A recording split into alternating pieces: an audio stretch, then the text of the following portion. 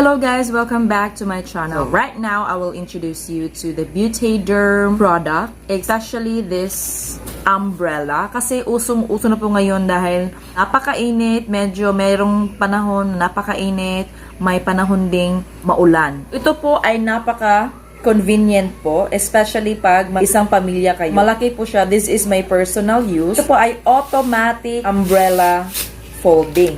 Matibay siya guys, okay? Matibay po siya. Ito ang kanyang logo guys. Skin and Beyond. Kung i-open natin siya guys, okay? Just bear with me guys. Ito po yung pipindutin, okay? Malaki siya guys. Malaki siya guys, okay?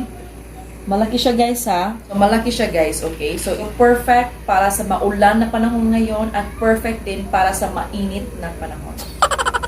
Okay na. Thank you very much guys. Bye-bye.